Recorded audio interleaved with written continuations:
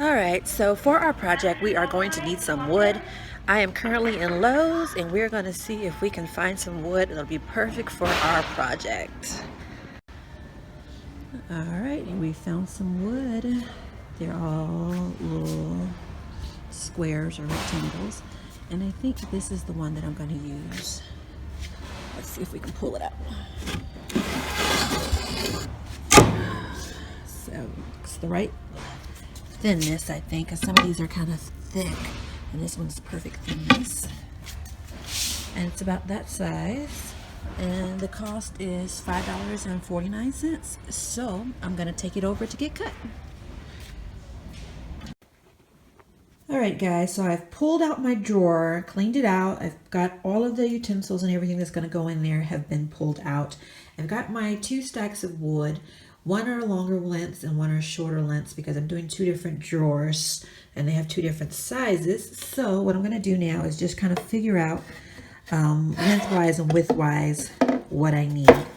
And my measurements were not perfect. So as you can see, it's flush against the wall here, but then I still have a gap here. So I really screwed that up, but that's no problem. So what we can do is, let's see, maybe try one of the longer ones here. So I put that against there, and then I was trying to do this one-handed because my husband is at work. And boom, there we go. We've got a perfect fit with that being a little bit right there. And so then it goes all the way to the top. And so perfect. So now I just need to figure out how many of these I will need in here. And I didn't do any really shorter so that I could make some smaller drawers up top up here.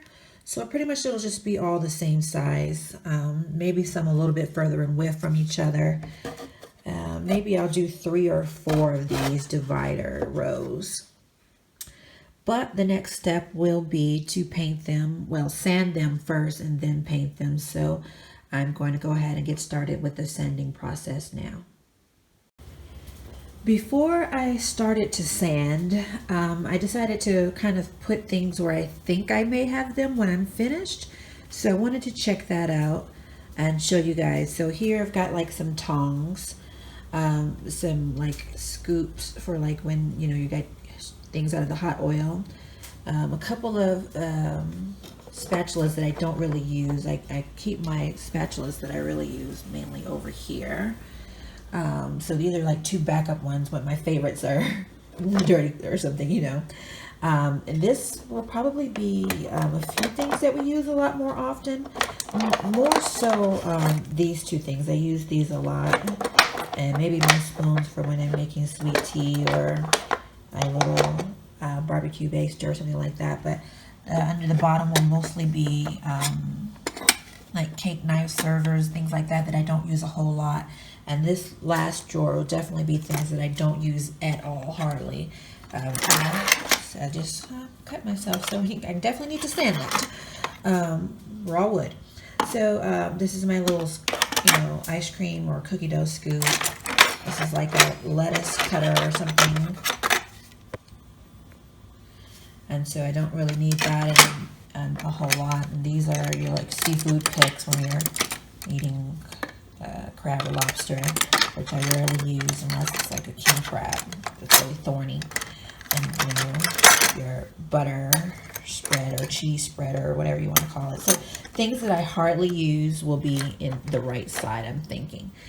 This is not final because, hey, life goes on and we'll figure this out as we go. And we will come back with the next step. So the next step for me will be to sand these. This is the sander that I'm going to be using to sand the wood. It's extremely powerful, so I'm going to have to put on some goggles and make sure I don't cut my hands.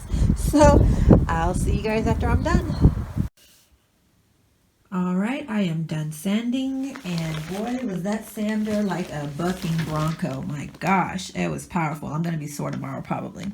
So now that I've got the wood, I'm just going to get it a little painted, but before I paint it, I wanted to just kind of, you know, dust all the extra shavings from the sanding off. So that's what I've done. I've done both sides of that. and I'm going to begin to paint. I am going to be using some ceiling paint because that's what I have here at the house that was white and not used. But if you are starting this project and don't have anything, I would suggest getting regular paint. Some people might even do spray paint, but I'm not the best at spray painting, so I'm just going to use some regular paint and get it started. I'm going to pour the paint into this bowl. It's a little old, so I'm going to mix it up a bit. And then I'll start the painting process, and I'll wait for the first side to dry, and then I'll flip it over and come back and do the other side.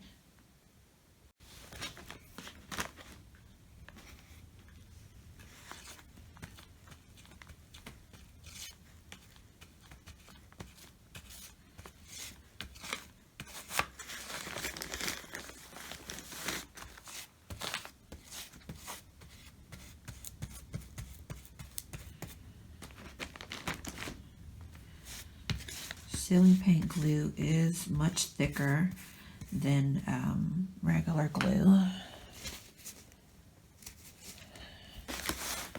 I mean, ceiling paint is much thicker than regular paint, not glue. Sorry.